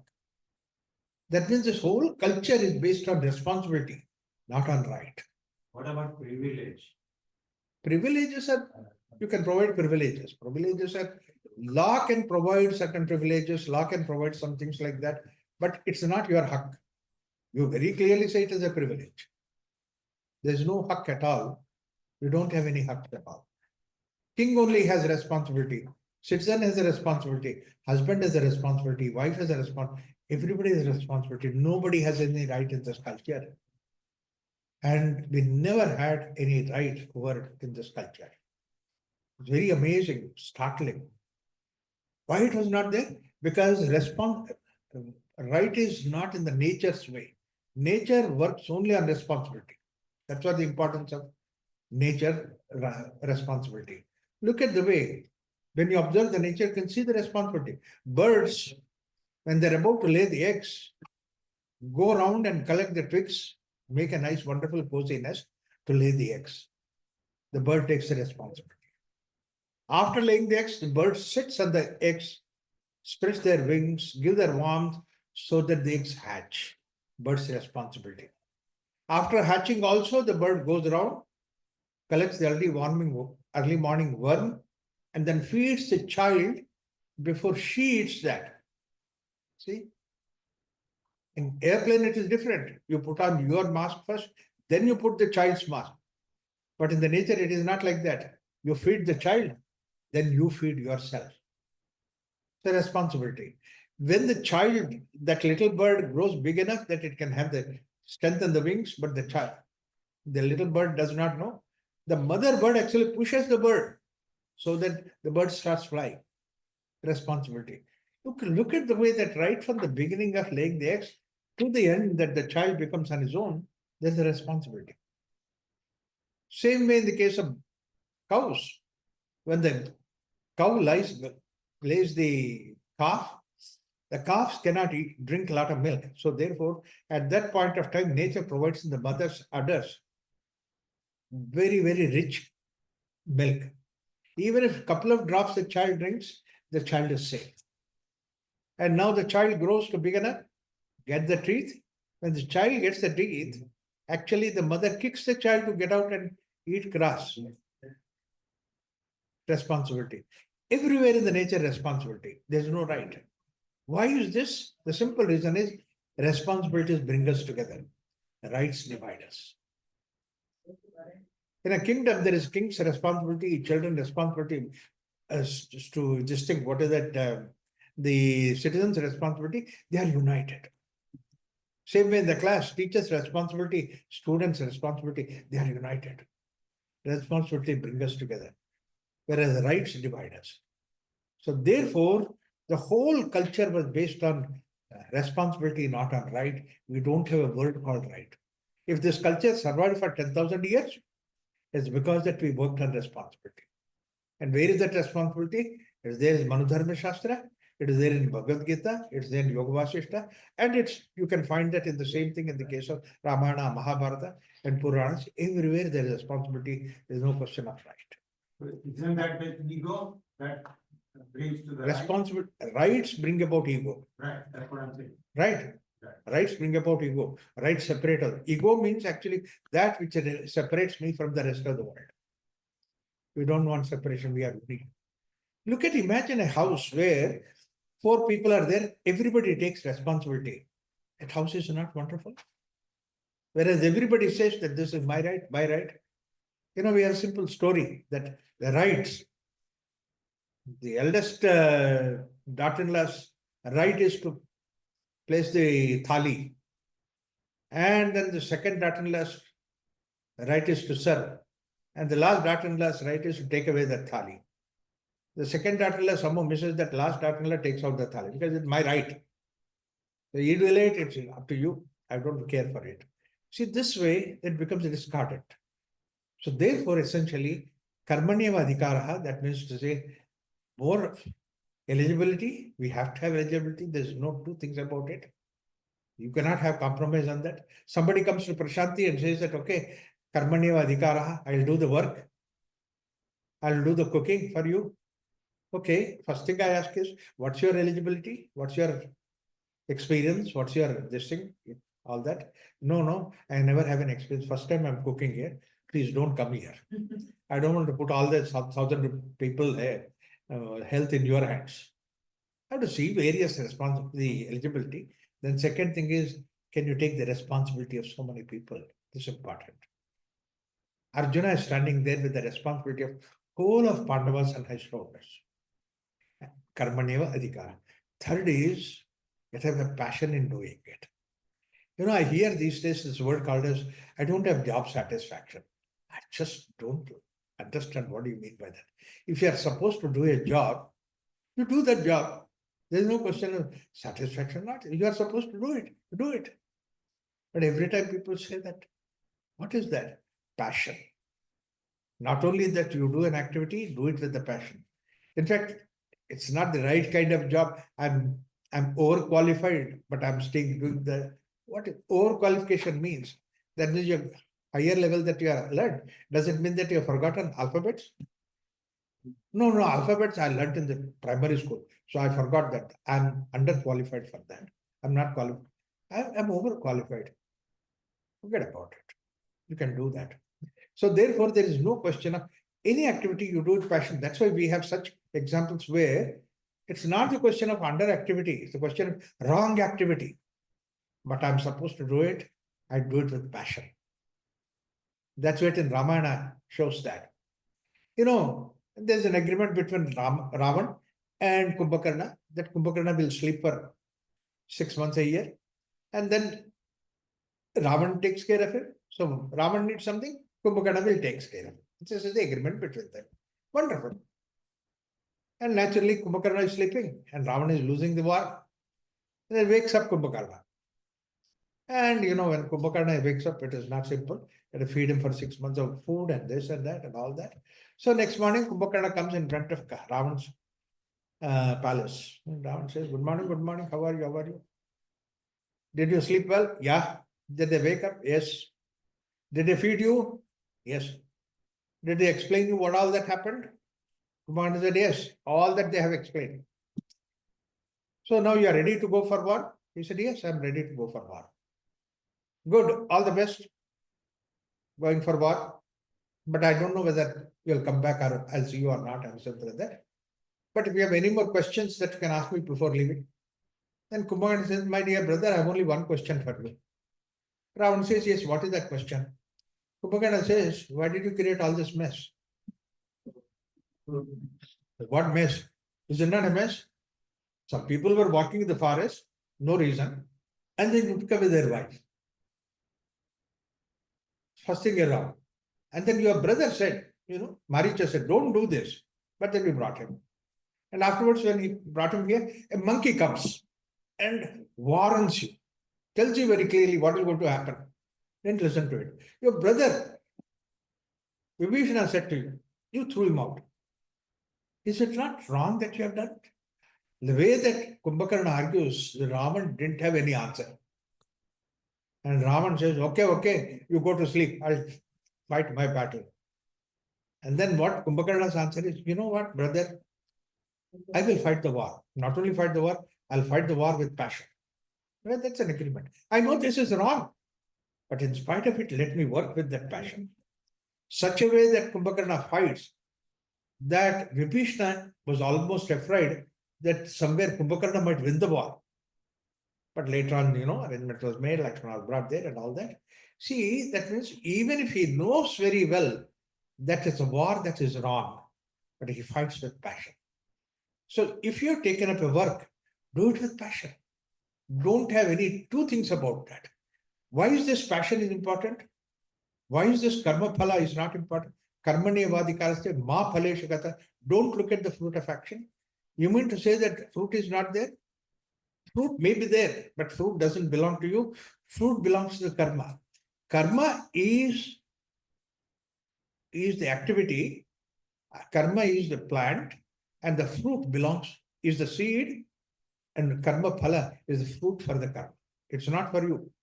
I mean, you plant an Alfonso mango and you get the Alfonso mango fruit. But if you plant a Nati mango, what's the fruit that you get? You expect that you want to get an Alfonso mango? You don't get it. The fruit does not depend upon your desire. The fruit depends upon what is that activity that you do it. What's the root that is there? And that root, it should be coming from the totality of the mind. Your mind should be there 100% doing an activity. And what splits your mind is that the fruit of action. So therefore, let your mind be full while doing an activity. Karmaneva adhikara means completely with passion you do the activity. Look at the children. When they do the activity, they're doing with that passion. Oh, wonderful. Yes? The example that you just gave, where does the righteousness fall here? Like, just because it's a job that you want to do it with the passion, Yeah. you go with the passion, but if you already know that it's a wrong job or it's not. That's the what right Kumbhakarna knows that. Yeah, then shouldn't we follow righteousness also? Like, shouldn't we listen to his conscience also? If it is something that you are supposed to do it, I agree with that, go ahead and do that. Because that at one point of time, it is decided that that's the work that you are supposed to do it. So therefore, I mean, a lot of times it happens like that. Something that I'm committed to do it, I do it. But when I do it with 100% passion. But tomorrow, after that work, next work onwards, I will change my approach, my work and that. But as long as that I'm connected with that work, I do it with passion. I'm committed with that. This is what adhikara. Karmanya adhikaraste ma phaleshu kadachana. Don't bring in the fruit of action, because what splits your mind more than anything else, it is the resultant of an action, fruit of an action. And many times what happens, it's not just the simple idea of fruit of an action, but you want to see the action, fruit of action. All right, fruit of action will come 1,000 years later. Will you still do it? No, I want to see. It's like the way I plant the seed, and every moment I take out and see whether the plant is alive or not. The plant will die. Wait for 10 years, then it will have fruits. But we want to see the fruits in our time. So, ma phaleshu kadachana, that means fruits do not belong to you. Fruit belongs to the plant. Fruit is an extension of the plant. Like great people have done great work. Did they see the fruit behind it? They have never. Like Vivekananda, 100 years ago, he talked about the greatness of India. He gave the message. But look at that. He never saw the fruit of action. He was there for 10 more years. But the fruits are today. Today we are sitting and talking about Bhagavad Gita. A great contribution, Vivekananda has done it. He did it because the fruits are going to be there and good. You did it. Why Vivekananda? Look at Krishna. He gave the whole of Bhagavad Gita. And who are the people who heard? 3 people who heard. One is Sanjaya. And Sanjaya repeated whatever that he heard. He did not sleep in the class. But what happened to Sanjay? Sanjay remained as a memory stick, nothing beyond that. Nothing helped him. So Sanjay was not helped by Bhagavad Gita. And another person who heard the whole of Bhagavad Gita is Dhritarashtra. You know, in Mahabharata, Dhritarashtra, after the whole of Bhagavad Gita is said, Dhritarashtra says to Sanjay, okay, Sanjay, finally Arjuna misguided Arjuna. I mean, Krishna misguided Arjuna. Is it for misguiding Arjuna, Bhagavad Gita, he said? But then he said, Krishna misguided Arjuna. That's what Dhritarashtra understood. That means out of 3 persons who heard, 2 did not understand it. That means, if say Arjuna understood it, let's assume that, then Krishna would be 33% marks. He would not pass. Minimum is 35% marks. Probably is Yadav, therefore he passed it. But otherwise, there is no reason why he should pass. And third fellow is Arjuna, my great fellow. I have my own doubts whether Arjuna understood or not. Because you know, this Krishna is a Gujarati. I mean, you know, these Gujaratis are smart guys. This is, you know, Bade Bhai, Mote Bhai, they're there, you know. Wow. And then Arjuna is Haryanvi. Nothing goes into Haryanvi's head. My God. And therefore, Arjuna must have thought, you know, one question I raised, this whole one chapter he talks about it. My God. And I said, Krishna, forgive me. I made a mistake of asking you a question. Okay? Please forgive me. It is better to fight the war than to listen to your Bhagavad Gita. But nevertheless, let's say Arjuna has understood. But in spite of it, Krishna gave that message. Though there were 18 Akshoguna Sainyas there, Krishna would have used like namaz, would have used a mic and told everybody. He did not say it, he said only to, such an extraordinary, wonderful message he said to only Arjuna. He did not give it to anybody. The interesting thing is that when this Krishna and Arjuna discussion was going on, and the other side, Bhishma is standing there with Duryodhana. And Duryodhana asked Bhishma, what is this they are discussing? Why don't they start war? Bhishma said, wait, you brought this war this far. They must be drinking, discussing something very interesting. You brought war this far. It will happen. Don't be in a hurry to die. No, I'm not going to die. They are afraid they will die. You have shown your stupidity all over life. Don't you be stupid now also. And then Bhishma says one word, says that I never prayed God for any favor in my long life, but now I feel like praying to wind God. Why don't you blow from that side to this side? A few words I can hear. That's the value of whatever Krishna said. Extraordinary message. It's an extraordinary message given 5,170 years ago. Today we are discussing. Krishna is not given to Arjuna. Krishna is given to all of us. It will be staying there for another 5,000 years. That's the message.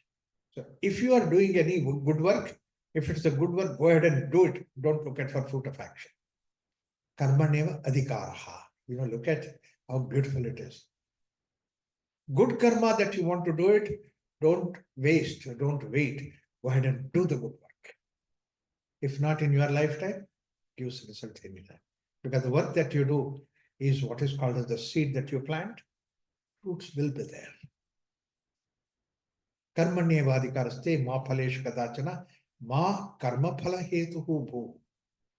Don't put yourself to be the cause for the karma phala. Because of me, things happened. Doing an activity is not going to give you ego, but the fruits will give you ego.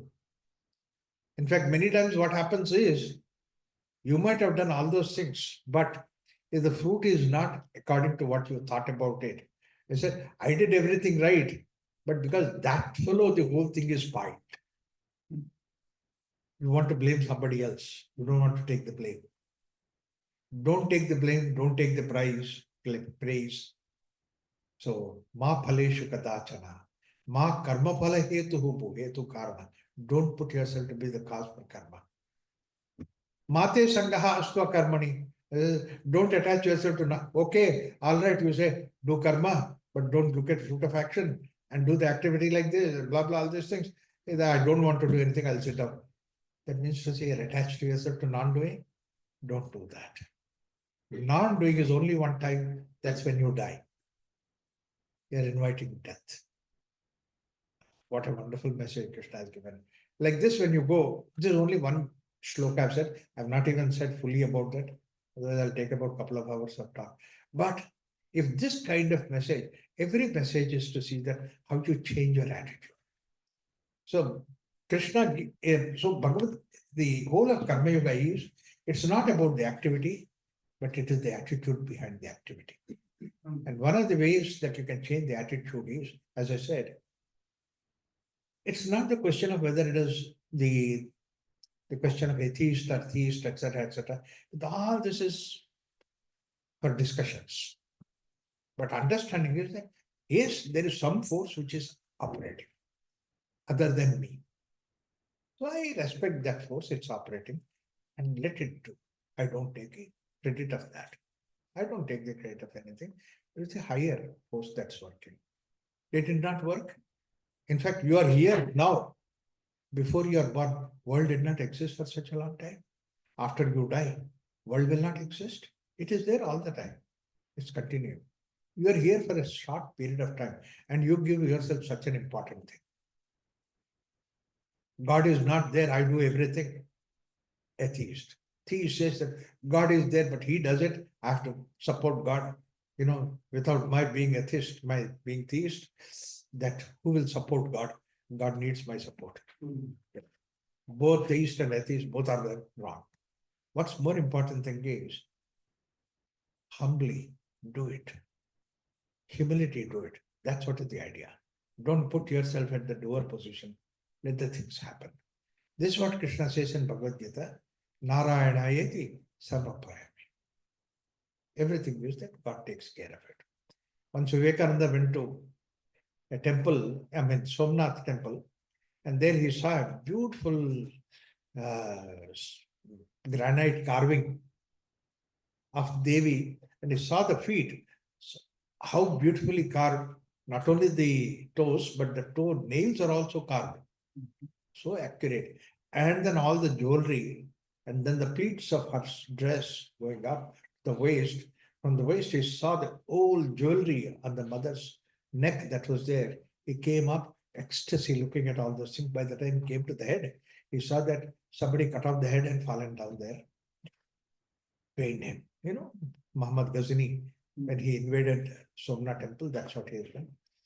He got so much of angry. He said, if I were there at that time, mother, idea is I would have saved you. Immediately, as if something hit him on his head, he goes into the Samadhi trance. Samadhi Devi appears to him and says, my dear son, what did you say? If you were there, you would have protected me. And she laughs and says, who protects who? Do I protect you or do you protect me? If I want, I can create 100 Vivekanandas. Do the good work, but don't be the doer. The doer is the problem. Doer belongs to the attitude. Work belongs to the work outside. So do belongs to the work outside. Doer belongs to the attitude. Give up this attitude. That's why we say, Brahmarpanam, Brahmahavi, Brahmagno, Brahmanahutam, Brahmaivatena Gantavyam, Brahma Karma. Dissolve this doer. The moment that you dissolve that doer, and then say that, then who is the doer? Whoever is the doer is God for me. God is the concept that's there within you, feeling that's there within you. Somebody who is great. Somebody who created all that. So once you accept that, then karma that you do becomes the karma yoga. And another important attitude, which aspect of it, I'll tell it and stop it there. That is, Krishna says very beautifully, one shloka in Bhagavad Gita, he says that do karma, that's okay. You do akarma, that's also fine. Karma is doing an activity. Don't do the activity. Akarma is also okay. Indicating that Arjuna, you fight the war, it's okay. You don't fight the war, go to the forest, it's also okay. Both these things are ready. All the while he says that he will actually motivate him to do the war. But Krishna the other way says that do the karma, it is okay. Do the akarma is also okay.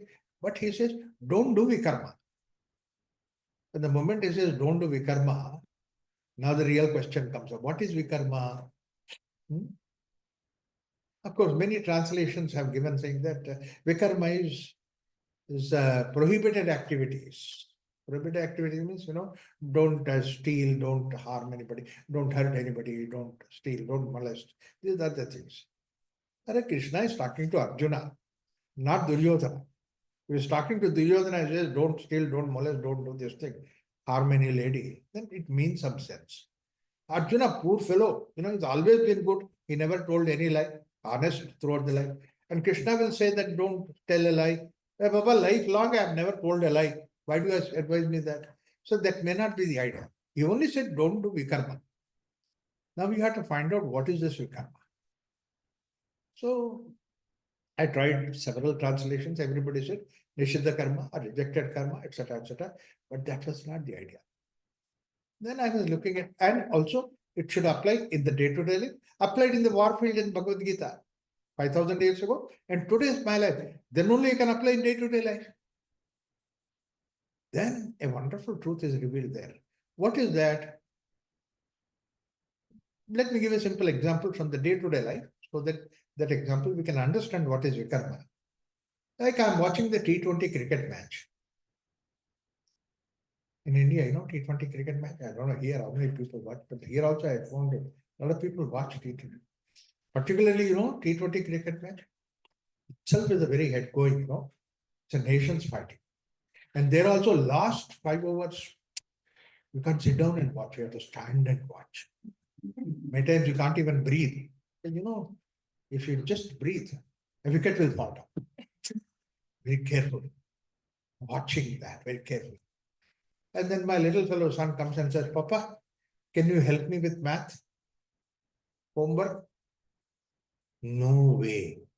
Don't you see me? I'm not even breathing. How can he help you? Math homework. Go and ask your mom. Mom should help you. You go to kitchen. Mom says, I'm kitchen, I'm doing work. Go and ask Papa. Papa says he's busy. I know what he's busy with. He's watching the cricket match, which is anyway already fixed. Okay? But he comes again. Papa, can you help me with math? No. Mom will help you. Because it's mother's duty according to Hindu dharma. Mother has to take care of children. He goes there. He also says, okay, I'll take care of him, but you will not have dinner. Because if I'm doing that, we will cook. So go. Yeah, that will help. Now you have no other go. You are supposed to do it. Now you say, okay, tell me what is it? Then again, instruction comes from the kitchen. Don't shout at him. Talk to him nicely. Solve this problem. You can't even shout. With a smile on the top. Okay, beta, come, what is it? What I can do? Look at that situation. Outside, I'm doing an activity. Inside, I'm fighting with that activity. That means my mind is split into two factors. One is doing an activity, other is fighting with the activity. Nobody created, I created. Activity where you do the activity with mind split into two. This is what is vikarma. You decide, but you only oppose what you have decided. Nobody else's decision. It's your decision. And you fight with the decision. This is what is vikarma. Why Krishna said that to Arjuna in the battlefield is, Krishna knows the psychology of Arjuna. In the battlefield, he is saying, I should not be fighting my grandfather, and then he'll be fighting. Goes to the forest, there also again vikarma. I should have been in the forest, in the battlefield. I would have fought like this. He would have been in the forest looking at where is this Wi-Fi, So that means basically either way he'll be doing vikarma. He'll not be doing it. That's why Krishna says, either you run to the forest, peaceful, or field, peaceful, but don't do vikarma. You see, what a wonderful message. And that message, whatever he said to Arjuna, does it not apply to us? How much that we have created vikarma? Many times we do the activity, but we are fighting with that activity. You want to go to the office. Because thank God today, these days, we have work from home is there, whether work or not, but you are at home. But then work from home, and then if you have to go to the office, you go to the highway, and then you see the whole traffic, horrible traffic. Who decided for you to go to the traffic? You decided, nobody else's decision. And you go to the traffic, and you complain about the traffic, horrible traffic. This is what is the real stress in Los Angeles. Traffic is that. But who asked you to go to Los Angeles? Who asked you to go to the traffic? You decided. Enjoy. Enjoy the traffic. How can I enjoy the traffic? Once it so happened, myself and my friend, we were coming from in Berlin and Germany, Berlin, Bonn to Heidelberg, we are coming. It's a straight Autobahn road, 5-6 lanes on each side, and it's huge. Autobahn is no speed limit. You know that? And in that Autobahn, we are going on the weekend, coming home. Long weekend. And you can see long weekend, it is either Bonn or Timbuktu, anywhere. You can see the amount of crowd that is there.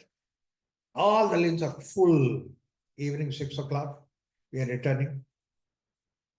Either way, that going upwards, going downwards, all the traffic is completely going jam-packed. In Autobahn, no speed limit, we are going at 5 miles an hour speed. And then I saw one side all the headlights, on the other side tail lamps. Tail lamps, you can see the red lights. Headlights, you can see dazzling. And in Autobahn, that means it is a road which goes stretches to 3-4 miles. And I told my friend, that young lady, doctor, she was there driving me. I said, look at this wonderful scene in front of you. As if somebody put a nice, wonderful jewelry on the face of earth. Beautiful sight. And my poetic, I'm not really poet, but only once in a while like that it comes up. But a poetic way, I said that, what a beautiful scenery. She said, Raghu, if I had a gun, I would have shot. I said, why? I'm suffering here and you are enjoying it. I said, who asked you to suffer? You can also enjoy. But we don't want to enjoy. We fight. Vikarma is that. You decide an activity and you put yourself opposite to activity and fight with that activity. Krishna says, do anything. Don't do vikarma. Karmano hyapi bodhavyam, bodhavyam cha vikarma. Akarmanascha bodhavyam, gahana karmano gati. That's why Krishna says, activity is not a problem. Do you think activity gives us stress? Activity will not give stress. Non-activity will give stress. Non-activity also will not give you stress. But it is the vikarma that gives us stress. I was working as an engineer in the office. And all of us, we would sit together and then open the lunch box and lunch together we would eat. And my colleague was there, Mullah Nasaruddin. He would also open his lunch box and then open the lunch box and look at the lunch box and say, same dal, same roti, same sabji. One day he said, second day he said, third day he said, I said, what is this? Every day you complain. If you want to eat something different food, ask your wife, she will pack a different food. That's what we all do it. Which wife does not want husband to enjoy the food in their food? He said, you are lucky. What do you mean by you are lucky? I'm not lucky. I'm lucky, you are not lucky. Your wife doesn't listen to you. No, that's not even an issue. Then what's the issue? I'm not married. Then who packs your lunch box? I pack my lunch box. I pack my lunch box and I complain about the lunch box. We laugh at Mullah, but is it not our life, our packed lunch box? Every bit of our life is our packed lunch box. I have nothing to complain about this life. Life is a celebration. When you take this life, every moment as a celebration, what is that? God has given us moment after moment after moment. That's why every moment is what is called as present. It's such a wonderful present from God. Karma Yoga is that. If you can make every moment as a celebration of life, a festivity of life, is it not something extraordinary? That's what is Karma Yoga. Let's practice Bhakti Yoga. Let's practice Karma Yoga. The world, somebody was saying that all these things you will go to hell. There is no hell anywhere. I can create my hell myself. But I can create my heaven here. Let's do that. Once again, wish you all the best. Thank you so much. Thank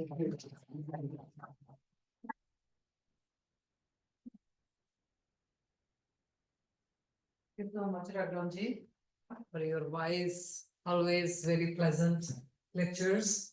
I know we all thoroughly enjoy it. And thank you so much. He's been talking all day and still with a lot of energy. And we truly appreciate. Yeah, open it. You're also recording. So guys, probably you are so lucky to have 2 lectures in a series, and that with a wonderful person here who has tons of knowledge, and even if you get the little bit of that, it'll be great thing, that you did that. Thank you so much, Raghuramji, for coming. I really appreciate you coming here and giving lectures to our teachers, would-be teachers. All the thank best you so for you. much. And see, we got the blessings from Raghuram. So I'll hand over to Padmaja for.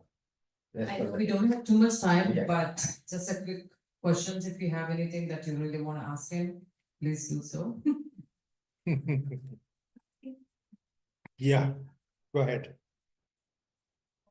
Though like my kids are gone and I work, everything, but still I feel sometimes, what is the purpose?